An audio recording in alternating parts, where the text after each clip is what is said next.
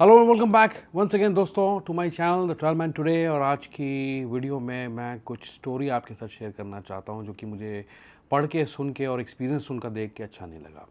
Now this video is not about blaming Thailand, it is not a rant, it is not a protest, it's just a story जो कि मैं आपके साथ share कर रहा हूँ। And for some reason this story reminds me how powerful a stereotype can be, and how much it can hurt someone who has done nothing wrong. ठीक है, वेरी सैड। तो मेरे पास एक्चुअली किसी की स्टोरी आई। एक्चुअली क्या था कि किसी ने डीटीवी अप्लाई किया, तो वो उनका डीटीवी उनको आसानी से मिल गया। रिक्वायरमेंट्स वगैरह उनके साथ डिस्कस की, उनको बताई, और उन्होंने ट्रैवल किया उसके बाद डीटीवी पे, और कोशिश की कि वो कहीं किसी अच्छी रीजन में जाके सेटल हो जाएं। तो जब उन्होंने मुझसे भी पूछा कि कहाँ सेटल होना चाहिए, तो मैंने कहा कि आप चिंग माई या चिंग राई जैसा रीजन आप चूज़ कर लीजिए, वो थोड़ा बेटर रहेगा। अगर आपको एक ऑफ बीट एक्सपीरियंस चाहिए या आपको एक शांति जैसा माहौल या जो लेस टूरिस्टी हो, तो उसके लिए चिंग माई चिंग राई मैं आपको रिकमेंड करता हूँ। और जब मैंने भी पर्सनली विजिट किया इन रीजन्स के अंदर, नॉर्थ थाईलैंड के अंदर, तो मुझे कोई भी प्रॉब्लम नहीं आई, बहुत सेफ लगा, और लोगों के साथ एक्सपीरियंसेस भी काफ़ी अच्छे रहे। लेकिन चीज़ें बदल जाती हैं जब एज अ टूरिस्ट आप ट्रैवल नहीं करते हैं, और यही मैं डिस्कस करने लगा हूँ इस वीडियो के अंदर, बताने लगा हूँ कि उनके कैसे एक्सपीरियंसेस थे वहाँ पे, and those are not of course pleasant experiences. ठीक है, तो इसलिए इस वीडियो को करना ज़रूरी है। So to my fellow Indian travellers, let's always represent our country with pride and respect, because sadly we don't all get second chances to, to change perceptions about ourselves, and especially to the world. All the countries, all the nationalities, apart from India, even Thailand, please judge us for who we are, not where we are from. That's all I want to say, because no one deserves to feel invisible. In other terms मैं ये कह सकता हूँ। अब यहाँ पे क्या होता है मैं आपको बताता हूँ। देखिए, चिंग माई जो है ना, एक बहुत खूबसूरत जगह है। ठीक है, it is called rose of north in Thailand. Mountains हैं, डिजिटल नोमैड लाइफस्टाइल के लिए परफेक्ट जगह है ये, और बहुत लेड बैक एटमॉस्फेयर यहाँ पे होता है।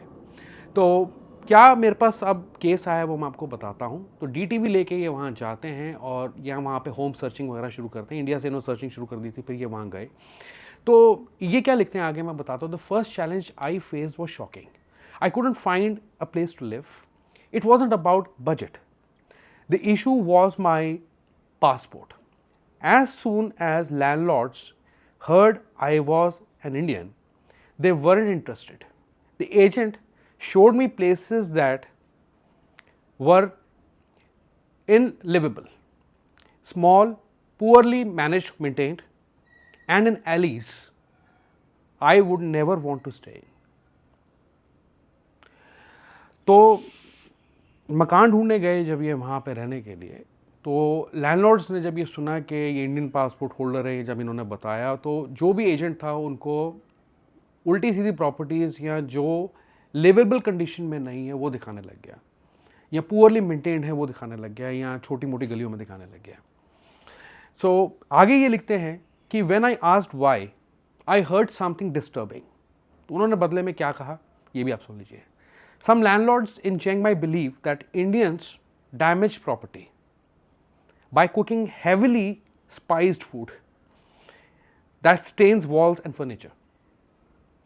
I was heartbroken to understand this, to be judged for something I did not even do simply because I am an Indian.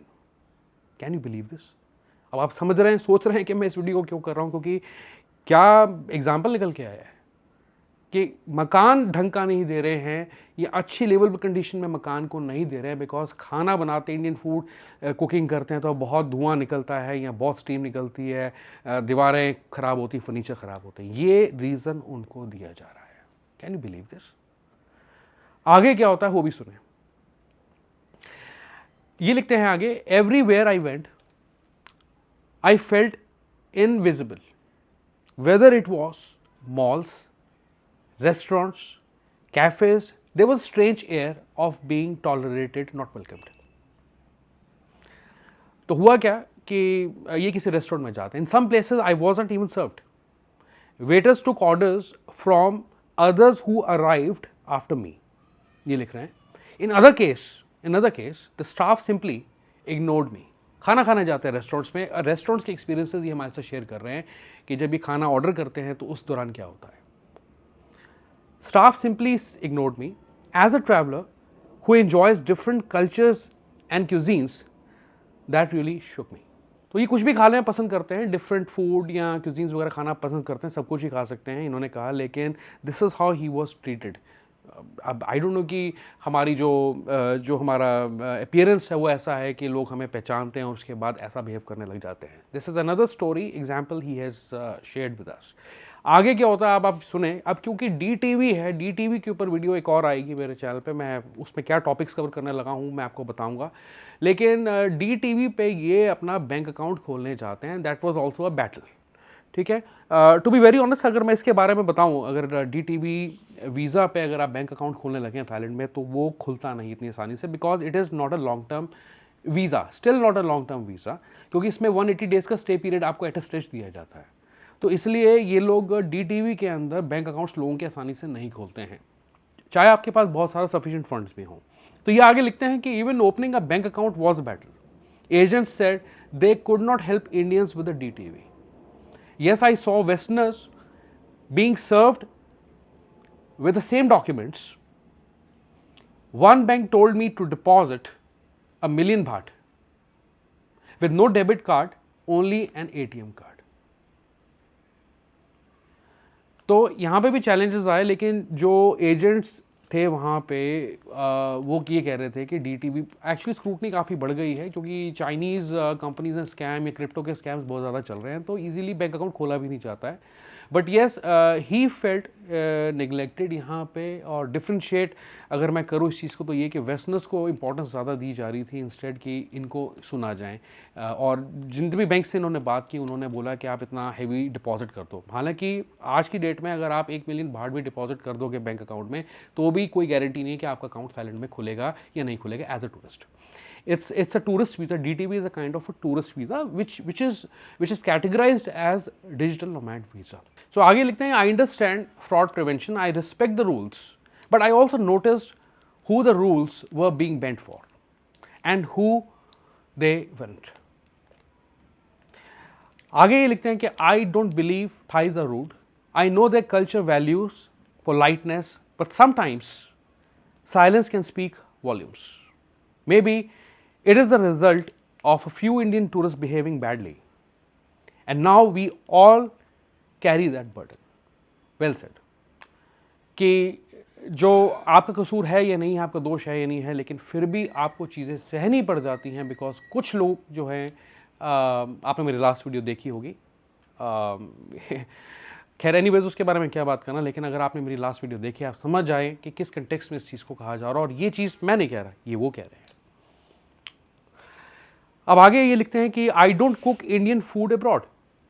I eat local, respect customs and follow the rules, and yet I felt labelled. It made me realise how powerful and damaging stereotypes can be. This is true. So guys, this video is not to defame Thailand or blame Thailand for anything. It's still a beautiful country for me. इतनी countries घूमने के बाद मुझे Thailand आज भी अच्छा लगता है. But as a travelers, we need to talk about unspoken challenges too. तो इसलिए मैं इस वीडियो को कर रहा हूँ और इनकी स्टोरी मैंने आपके साथ शेयर की, क्योंकि इसमें कुछ भी स्ट्रेंज रीजंस थे जो कि मैं शेयर करना चाहता था. तो as a global community we need to stop judging people by their passport और nationalities. Just treat them the way they are, right. मुझे नहीं लगता इसके अलावा मैं कुछ कह सकता हूँ. जो था मेरे दिमाग में, जहन में, वो मैंने आपके साथ शेयर कर दिया इस वीडियो में. और आगे ये लिखते हैं कि I eventually left Chiang Mai because I realise no matter how beautiful a place is, if it doesn't feel like home, it isn't one. क्या कभी आपको ऐसा महसूस हुआ है? तो आप ज़रूर कमेंट करें, लिखें, अपना एक्सपीरियंस मेरे साथ शेयर करें. और जो भी टॉप के एक्सपीरियंसेस होंगे जो मुझे लगेगा जिनमें काफ़ी ज़्यादा वेटेज है, मैं डेफिनेटली एक डिफरेंट वीडियो में शेयर करूँगा सबके साथ. Let people know about this as well. हम कितनी अच्छी बातें करते, कितनी पॉजिटिव वीडियोज़ बनाते हैं थाईलैंड को लेकर, लेकिन ये चीज़ें जब होती हैं तो ये हमें छेड़नी ज़रूरी भी है. ठीक है. Don't tolerate injustice. और गाइस, खत्म करता हूँ इस वीडियो को. इस स्टोरी को आप ज़रूर शेयर करें सबके साथ. वीडियो को लाइक करते हुए जाएं, चैनल को सब्सक्राइब जरूर करें फॉर मोर ट्रैवल कंटेंट. जहाँ पर वीज़ाज़ के बारे में और बहुत पॉजिटिव चीज़ों को लेके मैं बात करता हूँ, लेकिन एक्सेप्शनल केसेस होते हैं वो हम डिस्कस करते हैं एज अ स्टोरी वीडियोज़ के अंदर। 83% लोग वीडियोस को देख के चले जाते हैं, सब्सक्राइब नहीं करते हैं, they don't bother it, simply देखा वीडियो, अगले बार रिकमेंडेशन में आ गया, फिर देख लिया, सब्सक्राइब नहीं किया। तो प्लीज़ सब्सक्राइब जरूर करें चैनल को। 16% लोग सब्सक्राइबर्स हैं, देख रहे हैं, which is good, thankful to them. लेकिन मैं रिक्वेस्ट करता हूँ कि please help me to gain more subscribers and या ग्रो द चैनल ओवरऑल। इसके अलावा ख़त्म करता हूँ मैं इस वीडियो को। Goodbye, take care.